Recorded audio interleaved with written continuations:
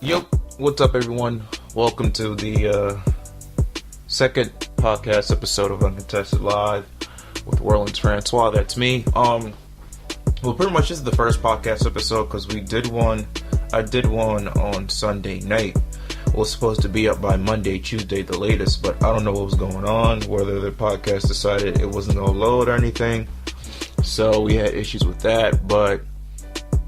You know, I had like a good 30-minute podcast ready to upload, but it just wasn't uploading on the website for some reason. It wasn't uploading on YouTube or SoundCloud. So, you know, here we go to plan B. But you know, basically this is the first episode.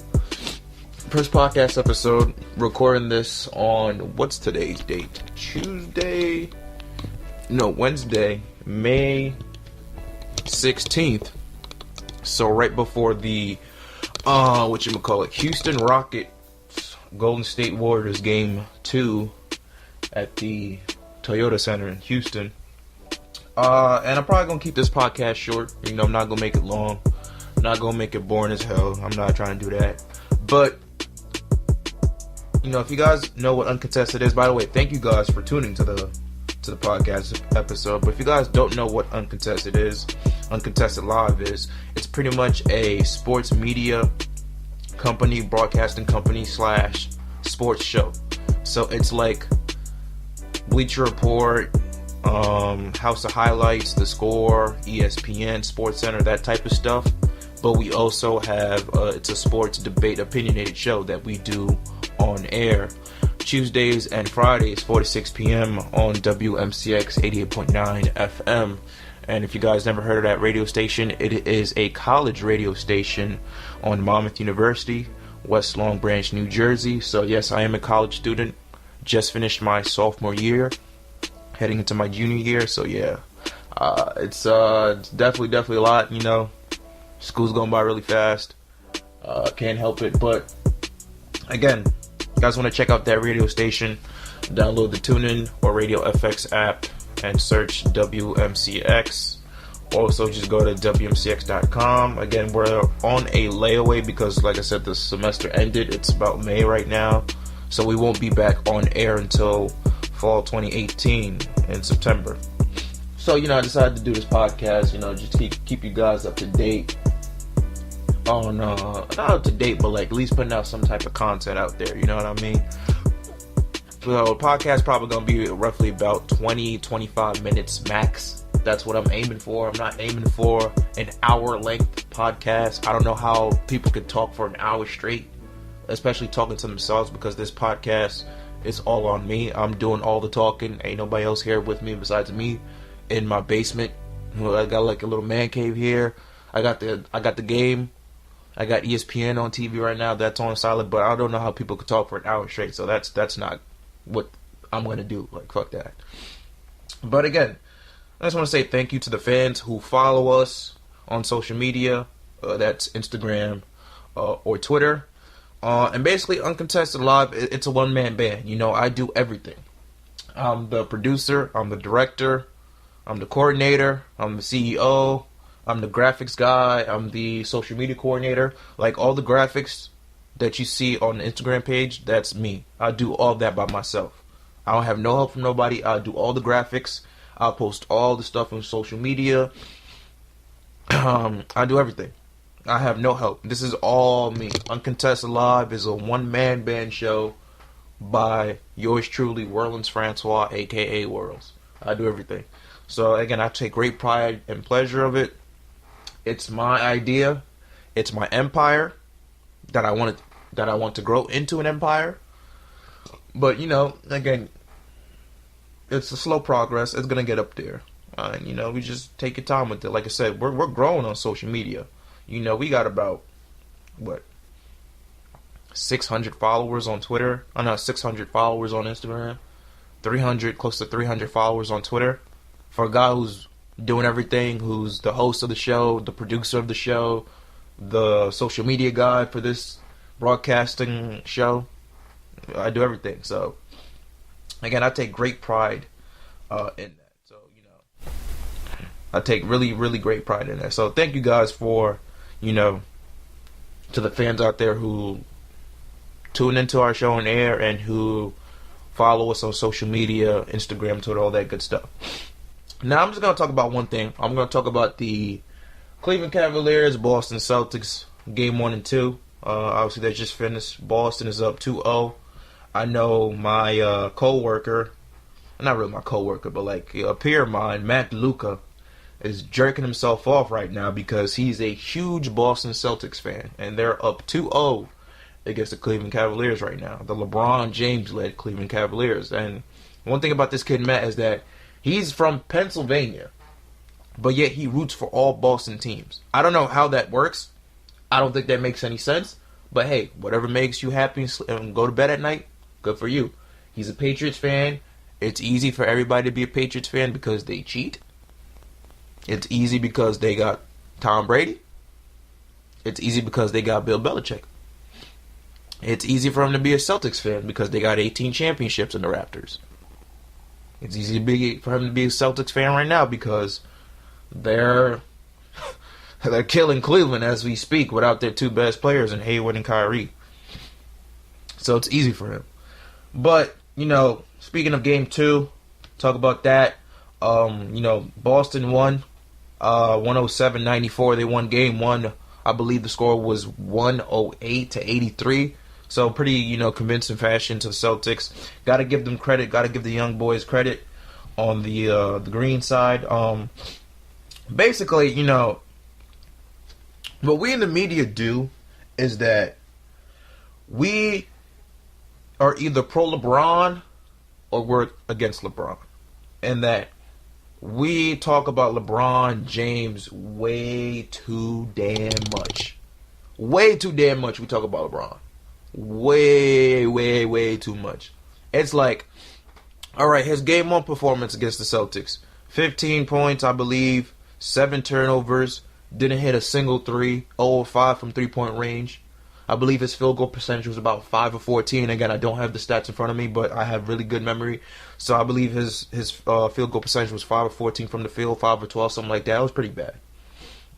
And yet, these sports debate shows like ESPN First Take, Undisputed with Skip and Shannon, which I got the name Uncontested from. The Herd with Colin Cowherd, PTI, Pardon the Interruption, all that type of good stuff. You even got First Things First with Chris Carter, Nick Wright, all those good, sports debate shows. Do a hell of a good job. I watched all of them. Mostly, Undisputed, but because, you got Uncle Shannon on there, but that's besides the point. But I watch all of them. And one thing that they have in common is that they'll talk about LeBron for the first hour of the show. But they'll just have different questions talk about the same topic. Like, I watched First Take, I believe it was, Friday? I watched First Take Friday before Game 1 between Boston and Cleveland. And the first question was, what does LeBron James and the Cleveland Cavaliers have to do to get past the Boston Celtics? And, they talked about that for 10 minutes. You got Stephen A. Smith yelling on TV like he always does. Max Kellerman, I don't even know what the fuck he be saying, but he brought up some value points. You got Molly in the middle, just be like, oh, okay, this is my job, okay. And then the next question was, if LeBron James doesn't get past the Boston Celtics, will that ruin his conversation of being in the GOAT with Michael Jordan? Again, that's another topic that's been talked about fucking way too many times. Who's better? Who's the GOAT? MJ, Jordan, MJ, LeBron, MJ, LeBron, blah blah blah blah blah blah. All right, like. Come on, like stop. But the media loves to talk about LeBron to nauseate him. Like, literally, their first 10 questions, and again, another one of their question was, besides like LeBron, they said, if LeBron fails to reach the NBA Finals, would he have to switch teams, blah, blah, blah. So I'm watching out, like, I'm pretty much saying, like, wait a minute. Your first 8 topics were all about LeBron James, but you just reworded the questions to make it seem like you're talking about something else, but you really weren't, because one common scenario always popped up. That was LeBron James. LeBron. And I'm just like, no wonder LeBron is so sick and tired of the media, because number one, they are on his dick 24/7. I mean, can the guy get a break? I mean, like, yo, he'll probably be sleeping, fart, and then next thing you know, tomorrow on First Take, LeBron James fart woke up half the city of Cleveland. Is he leaving? I'm like, are you serious? What? That's a topic? And they'll talk about topics that they talked about 2-3 days ago, and they'll bring it right back up again. Or they talked about the same topic that they talked about for the past 3 straight days. And I'm just like, do you guys not know anything else about sports? Do you not want to talk about any of the sports? It's baseball season. Talk about baseball. It's football, even though it's not football season, but football off season. Talk about that. Talk about how Odell still has gotten his contract extension. Talk about how Des Bryant still isn't playing in the NFL right now. He's still unemployed. Talk about Greg Hardy going into the MMA and fucking about to knock people's heads off. You know what I mean? Talk about that. But again, it's LeBron. Oh, we're throwing a little Cowboys over there. LeBron. Maybe we'll do like a little, promotion. Oh, WNBA basketball season about to start. Then LeBron, Cleveland, LeBron. And then that's it. And it's just like, no wonder why First Take is suffering, because of the lack of differentiating content that they provide to their viewers. And again, it's hard because when you're a 2-hour show, you can't cover every single thing about sports, but you can't just stick to one sport. Because there are a lot of people that watch First Take are big NFL fans. And again, they talk about football, but they talk about LeBron 80% of the time and talk about football 20% of the time. Talk about maybe Manny Machado, how he had a grand slam. Talk about that. But no. See, what Uncontested Live is, like I said, we're a sports media company like Bleacher Report, like House of Highlights. Again, like we post all those highlight videos on Instagram. Thank you. You're welcome to those guys that like that, because I do all the posting, like I said. But we try to differentiate to different sports. We don't just stick to basketball. Even though, it is the Eastern Conference and Western Conference Finals, that's the hot thing going around in sports. But we try to differentiate to different sports. Again, we may not be able to get to all the different sports news. Again, if you're a hockey fan, we're probably not going to be posting about hockey until after the Stanley Cup playoffs is over and who won the championship. If you're a baseball fan, we got a couple of baseball contents here and there, but we're not fucking going to be talking about nonstop baseball. We're going to be talking about stuff that matters, but we're also going to be talking about big news in other sports. Like, we're not just going to be sticking to basketball. We're not just going to be sticking to baseball. We're not just going to be sticking to football. We differentiate, and I feel like that's why my show and my brand will reach to the higher masses. But again, enough about me. So going back to this game, LeBron James had a poor game 1. Kevin Love had a bad game 1. Excuse me. Both of them had bad game 1s. But I find it funny how the media talks about LeBron James having 15 points in a negative plus minus of negative 32, which is probably his worst in his career. But yet they don't really talk about how Boston threw every single body at LeBron James. They don't really talk about how Boston is the best defensive team in the NBA. They were number 1 defensive efficiency this season. They held teams to about 89 points per game, which was the best in the regular season. Okay, and they're very athletic at the wing position. Even though they lost Gordon Hayward, they still got Brown, they still got Tatum, they still got Smart, they still got Morris. They're very athletic on that wing position. You never hear the media will talk about, oh well, how the Celtics defended LeBron, because if you looked at that game, they literally threw a whole bunch of bodies at him. Literally, I watched the game. The first 2 plays, they put Morris on LeBron. Next play, they put Tatum on LeBron. Other play, they put Jaylen Brown on LeBron. Another play, they put Marcus Smart on LeBron. Another play, they'll put Al Horford to defend LeBron.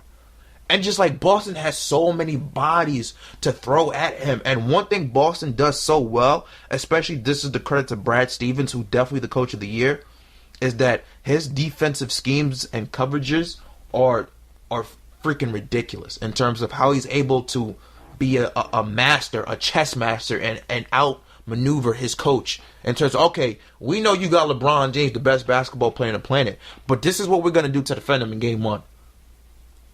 He didn't hit 8 3-pointer and was 5 of 12 from the field. When LeBron was doing the pick and roll, okay, pick and roll, they would have either Morris defending him. If Morris gets stuck, you bring another. If Morris got stuck in the pick and roll, they will either have Jason Tatum come up and defend that. And knowing Jason Tatum, even though he's a rookie, he's still long, lengthy, athletic, fast, agile. He can defend LeBron. He's not going to stop him, but he's able to stand in front of him, and that's all you need to do. And they were able to do that in Game 1. Game 2, on the other hand, was a completely different story. That man LeBron went out for a freaking triple-double. 42 points, 10 rebounds, 12 assists. 5-11 from 3, hit 50% of his free throws, and it still wasn't enough for him to get the W. Kevin Love even showed up too. He had 22 points and 15 rebounds. It still wasn't enough.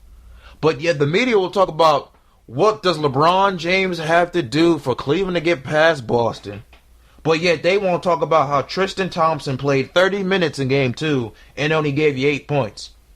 They won't talk about how George Hill, who's the starting point guard for the team, played 33 minutes, gave you 3 points, and shot the ball twice.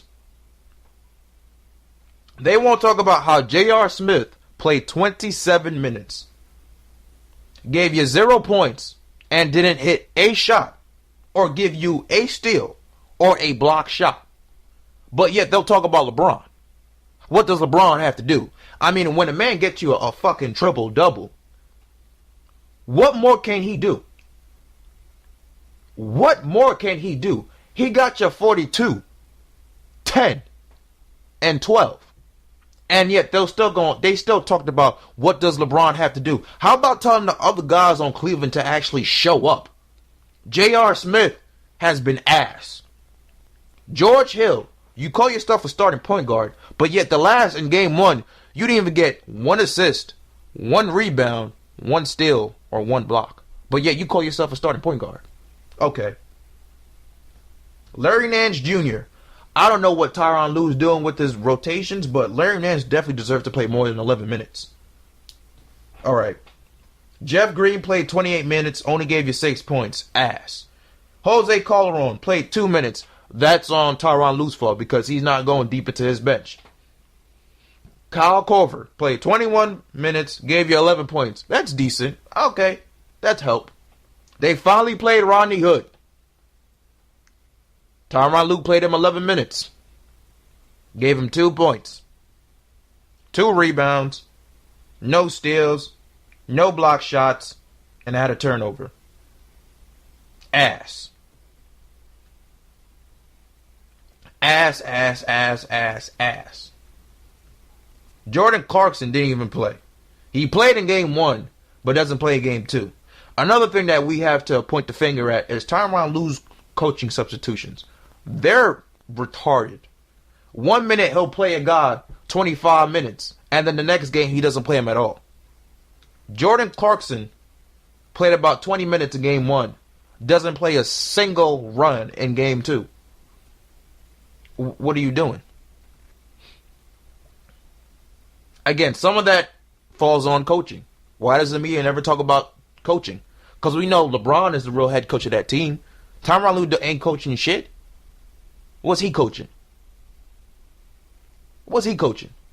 I really want to know. He coaching LeBron? LeBron's the head coach of that team. What he coaching? Who the hell is this guy Osman? I've never heard this player a day in my life. Apparently he's on Sadine Osman. Okay, I think he was in with that Boston Celtics trade. Like I said, Tyronn Lue only played him 2 minutes and ain't give you shit. It was probably during garbage time anyway. Overall, Boston held defense to 32% from 3, 46% from the field. Now going back to the Boston Celtics offensive side, which really helped. They had 5 players. The whole starting lineup was in double digit in points. Brown got 23 again. He was the game high for the Celtics. Terry Rozier, Scary Terry, 18 points. Jason Tatum, a stud, 11 points. Al Horford got you a double-double, 15 and 10. Marcus Morris, 12 points, 3 assists, 5 rebounds, and even had a plus minus of +7. And even though LeBron got 42, he caused him a little bit of trouble. So not only does Boston defend at a high level, they also play offense too as well. And one thing that when you watch this team play is that people are going to be like, oh, it's a sweep. Boston's not really equipped to play with Cleveland. I thought the same thing too. I'm guilty of that. I thought this thing was going to be over in 4. I thought there's no way in hell Boston's going to even get one game against LeBron James, but I was wrong. Brad Stevens, if I was in the media and I had to vote, he would definitely get Coach of the Year times 10. Because what he's been able to do when you lose Kyrie Irving and you lose Gordon Hayward to the first 6 minutes of the season, and you're able to galvanize this team led by a 21-year-old Jaylen Brown and a 20-year-old Jason Tatum, led by pretty much 2 rookies, if you call them that. 2 rookies, technically, even though Jaylen Brown's his second-year player, but led by 2 rookies. Got to the Eastern Conference Finals, won your 2 games against Cleveland, which is better than what you did last year because they got swept last year.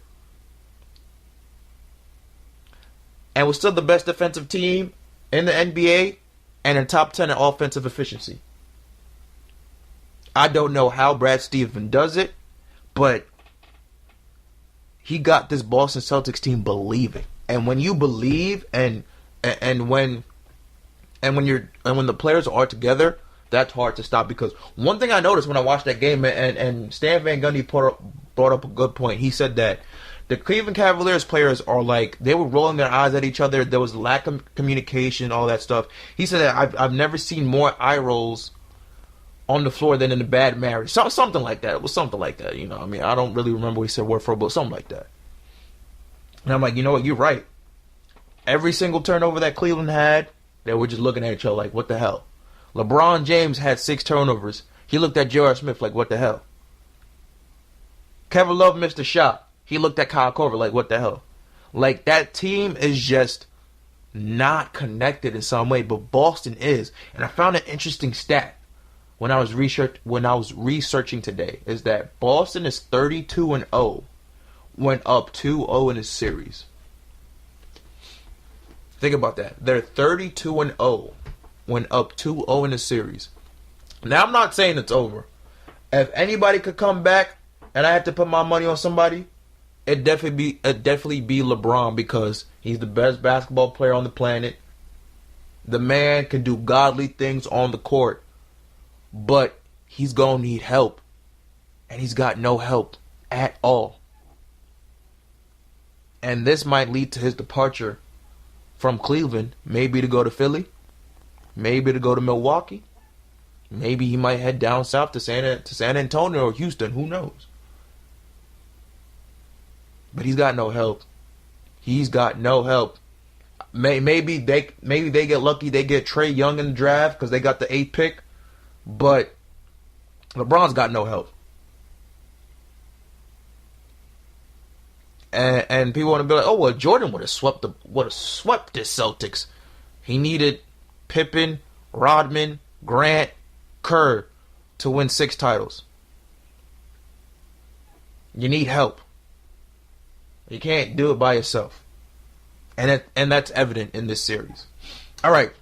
So I pretty much hit about the 24-minute mark. Like I said, these podcasts are going to be pretty short, simple, sweet, about 20-25 minutes roughly. I'm not going to be sitting here behind the mic in my basement talking for an hour straight, because I'm not doing that shit.